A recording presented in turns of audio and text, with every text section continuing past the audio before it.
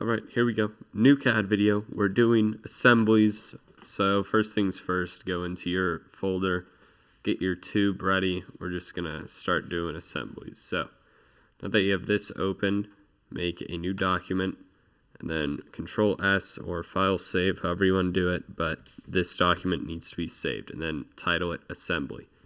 The way that I organize my stuff is I have my parts, then I have my assembly, so that if one part messes up the assembly, I just fix that and the assembly's fixed.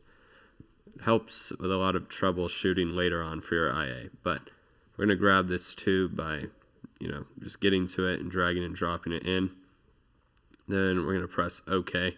If yours isn't blue, just press cancel or OK. Either one does it. All it does is move it around, so it doesn't matter.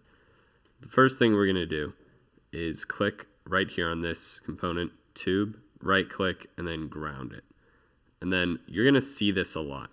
All this means is that one of the components have moved, and you either decide to capture the position, which means the new position that it's at, you're going to work based on that, or continue, reverts it back to normal. This is important when you're working with stuff that's hidden from view. But for the most part, you're either going to do continue or capture position, regardless of how you do it. Whenever you do capture position, it will make this down here on the design tree, so it gets a lot messier. Whereas if instead of doing that, I did continue, you'll see it move. See? And the capture position won't be down there. So now we're going to import 3 more of these. Just do one at a time. You can either double click the whole component or go over here. Then just Control C, Control V. And then just move it out of the way. Press OK. And we're going to join these two at a 90-degree angle. So to do that, we're going to go under Assemble here and do Joint. It's either, if you like your shortcuts, it's J. I never use it, but we're going to use Joint. And you can see I moved it. It's going to do that a lot. It doesn't matter. I'm just going to press continue because it's right next to it. And then you'll have something like this. What you want to do is select 2 different points, or it's point based. So you're going to select a point on a face or an edge or something.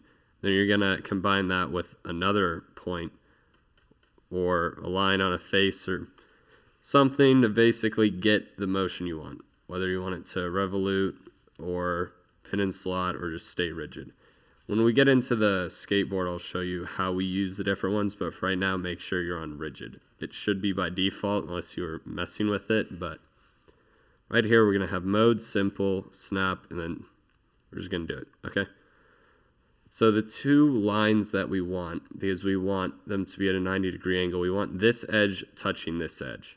So to do that, we're going to go here and hover over this line. This is where you need a mouse. If you don't have a mouse, this is going to be horrible. So you can either snap immediately to the midpoint and click, or you can click on the line and then move your mouse to select what point you want. Normally, you're going to be doing everything based off the midpoint. So I'm just going to click there. And then to show you the difference, I'm just going to snap right to it and click.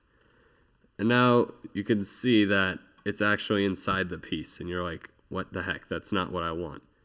That's A-okay. We're just going to rotate this 90 degrees, and you can actually offset it and do all this, and it works with the joint.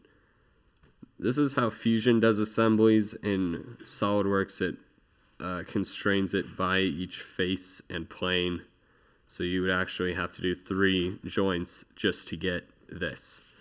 Whereas in Fusion, it's just one more complicated one. So after you've rotated it 90 degrees and it looks like this, you're going to press OK. And we're going to paste in another piece. Just Control V.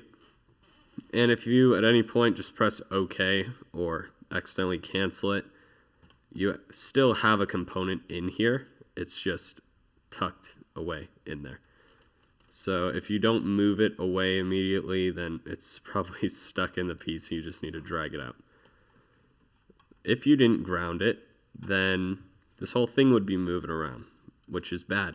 Always ground your stuff. It makes things easier. So now we're just going to finish this off with our square base, do capture position because I didn't move it, so it would be inside the piece. And we're going to select this line here, same one, go there. Then you can see it's doing it again, just 90 degrees and no problem at all. Then Control V. I'm going to move it this time so that we can press continue on it. Actually, I didn't even move it, so we're good to go. And we're just going to put this inside of here. And there we go. You know you've done it right if you have this and you can't move anything out of the way. So now we're going to make this like a table, sort of. So I'm going to save this assembly, and I'm going to show you how to stack different assemblies that you don't keep doing the same joints. Like, you don't want to redo that. Like, sure, that would take you like 30 seconds, but when it gets bigger, you don't want to have to do that twice. So we're going to open up a new document, do assembly 2, and save. And now we're actually going to import our first assembly into this. There we go. So now we have this inside of here. We can move it around because it's not grounded yet. So I'm going to go ahead and ground this assembly. And we're good. Wait, hold on. What? It's odd. Okay. Select an individual component then, not the whole assembly, and just press ground. And then continue.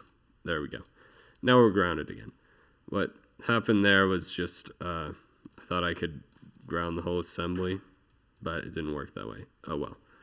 So now that we have this first assembly imported and it's grounded, we're going to import it again and offset it just there. It doesn't matter because we'll join it in a second. And then we're going to insert another tube and just get it away. Whenever you have that, it's good to just move it away so that we can grab it and join it how we want. All right, after you have this piece inserted, we're going to make this jointed here so that it's a tabletop. And just to make it easier, I'm going to double click it and press M so that we can bring up the move command and then rotate it into the position that I want so that when we're joining things, it's easier to know and none of the points are flipped. So we want this basically to be there with this thing sticking up out of it, right? So we're going to go here and get our joint here, capture position because I moved everything around, and get this corner here. And then we're going to select it to go to this corner here by selecting this face and then clicking down here. And then there we go. We're going to just select this top assembly by joining one of the pieces because everything's jointed to this. And we're just going to do the same thing on the top here. Boom. There we go. All right, now we have got one of the things sticking out, so we're just going to copy and paste this one so that it's oriented the right way. And it makes it easier for us to joint it. And we're just going to put it in the other corners.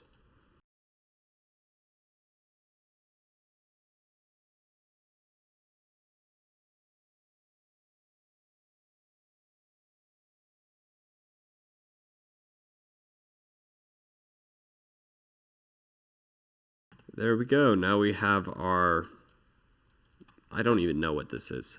Okay, I just wanted to use something that we already had so that we didn't have to design a part, but I guess there's your omnidirectional cheese grater. There it is. Nice. And we're going to save it. And now I will either decide to make this into 2 parts.